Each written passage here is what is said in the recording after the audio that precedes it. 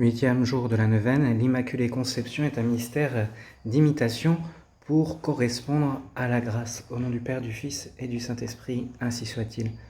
L'Immaculée Conception de Marie n'est pas seulement un mystère d'imitation, en ce que Marie nous enseigne par ses exemples comment nous devons conserver en nous la grâce de Dieu. Mais c'est aussi en ce qu'elle nous apprend encore comment il faut y répondre. Marie correspondit à la grâce de sa conception avec humilité et fidélité. Éclairée des plus vives lumières de Dieu, elle reconnut la grâce insigne dont elle était honorée. Cette reconnaissance montra à Marie le lien singulier qui unit la grâce à l'humilité. Ainsi, plus Dieu donnait ses grâces, plus Marie s'humiliait devant celui qui la comblait.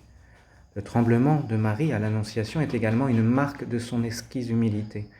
Marie, devant de si suaves paroles, eut de la crainte pour son humilité. La Sainte Vierge sait bien que c'est une vertu bien fragile et que le moindre souffle peut l'emporter. Marie correspondit à la grâce de sa conception immaculée avec une grande persévérance et une grande constance. À la sublime vocation de Marie ne manquait pas de grandes et pénibles obligations. Marie eut ses croix à porter, et si nous les considérons de près, force est de reconnaître qu'elle n'était pas petite. Que de chagrin n'eut-elle pas à redouter. Son cœur fut pris en une mer agitée par les tribulations et les amertumes, mais sa ferveur et la paix qui y est attachée, bien loin de diminuer, ne fit que s'accroître, tout comme sa résolution. Jamais de murmure contre les difficultés qu'elle rencontrait pour faire la volonté de Dieu. Cette correspondance à la grâce en l'Immaculée se trouve principalement dans le saint abandon dont viva continuellement Marie.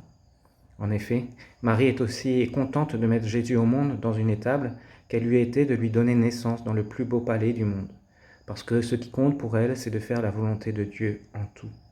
Et si Dieu veut que Marie lui donne naissance sous ce frêle abri, en plein hiver, pendant la nuit, au milieu des embarras du voyage, peu importe, puisque c'est ce que Dieu veut. La sainte indifférence dont Marie fit preuve est la manière par excellence de correspondre à la grâce. Marie ne se démentit jamais.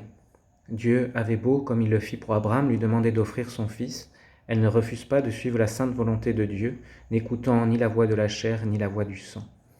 Alors, en Marie, nous avons non seulement un exemple pour conserver la grâce, mais nous avons aussi un exemple d'imitation à suivre dans ce saint abandon, qui est une vertu importante à notre Père Saint François de Sales.